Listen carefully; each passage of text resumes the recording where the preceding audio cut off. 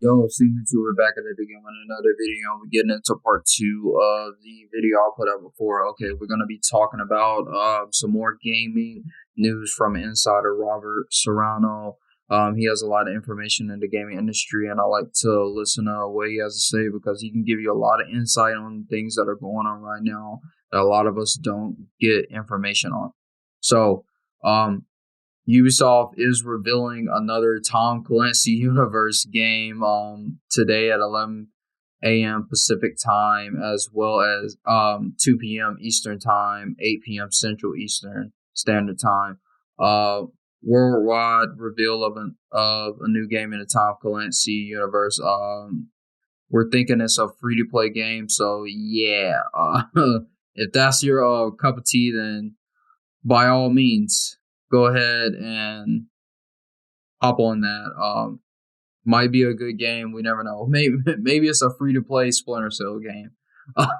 That's not what we want, but hey, you never know with Ubisoft these days. Ray tracing is apparently going to be the thing that you're paying extra for in Madden 2022 this year. Yeah.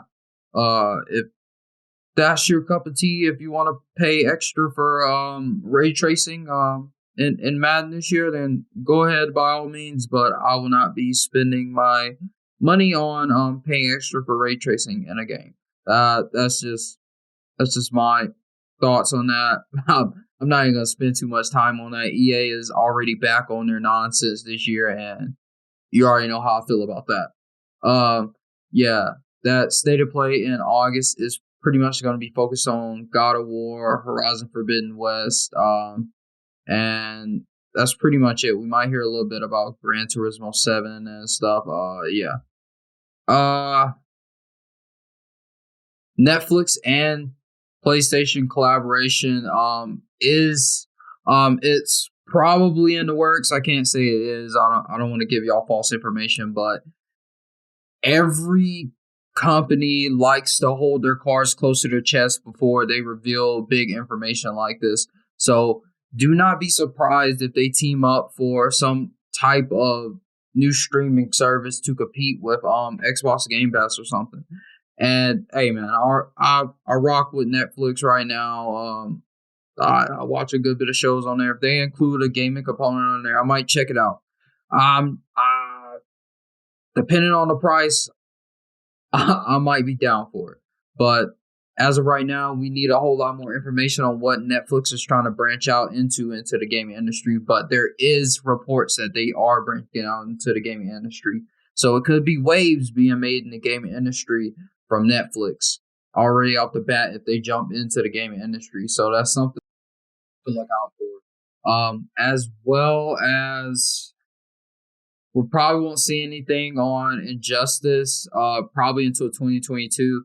We know that Mortal Kombat's fighting game support has pretty much wrapped up. So they are going to be moving on at NetherRealm to their next fighting game, which is probably going to be Injustice 3. So we never know, but they've been cranking out these Mortal Kombat and Injustice games off and on, so we can pretty much expect that we'll see something from Injustice in 2022. I'm looking forward to how they're going to take the game in the next iteration. I'm definitely looking forward to hoping for October that they will say some information on this new fighting game from NetherRealms, but we don't know. It might be a Marvel fighting game. We don't know. It could be a teaser in October. We don't know. So you got Injustice, and then you got NetherRealm might be working on a Marvel fighting game. Well, there's rumors that they are working on a Marvel fighting game, so that's also interesting information. So if you're into Marvel franchise of games, like man, you got a Marvel fighting game coming out made by NetherRealm. Just imagine how on point that is, especially with how they have done with their fighting game iteration so far. Like Mortal Kombat is like peak. It is on point. I could definitely see them doing doing a Marvel fighting game. It would definitely work.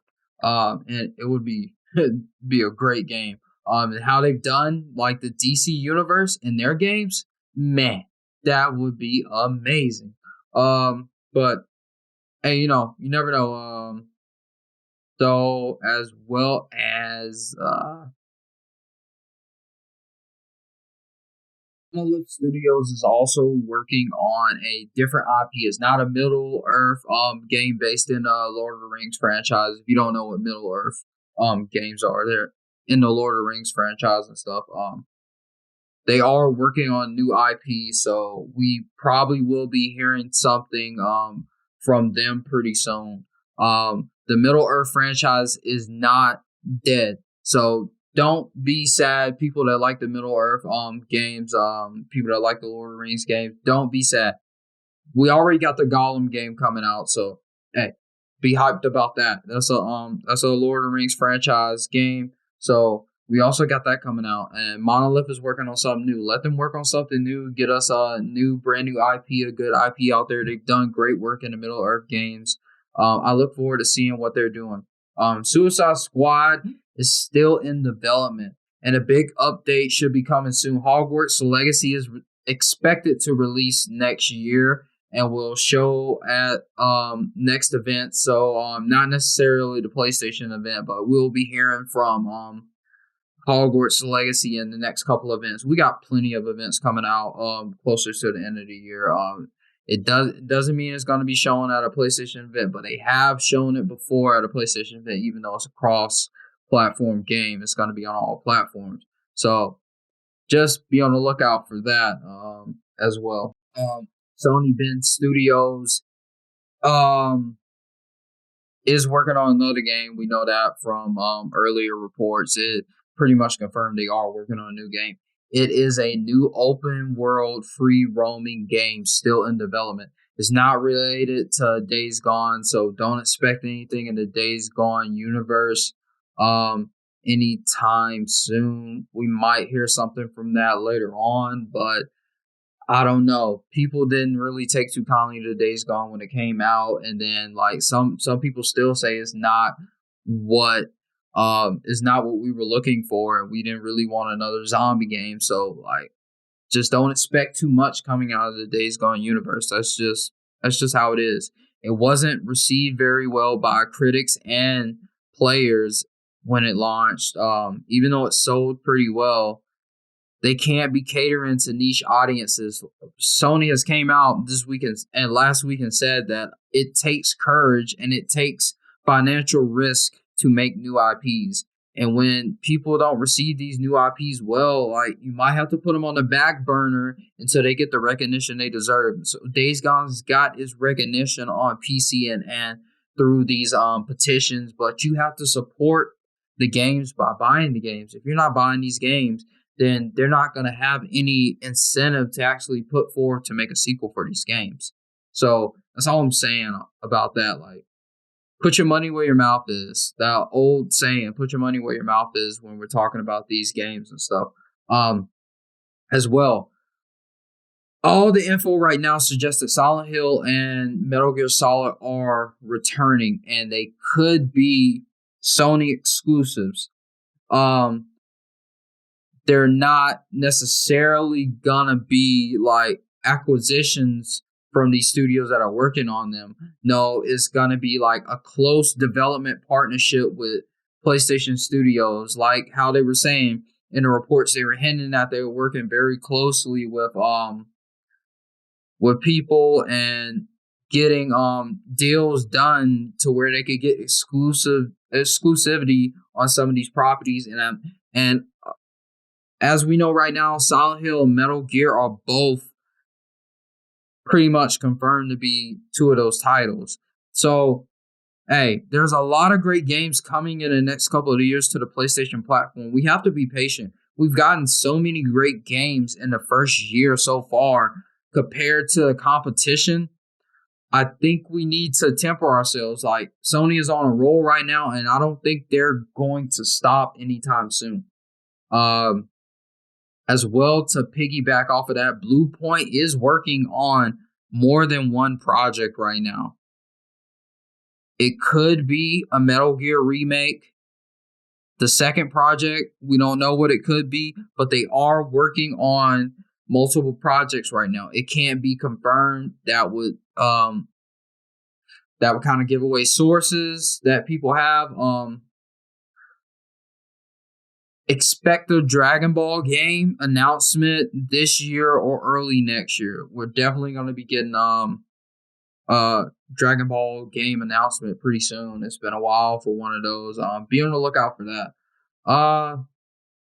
What else?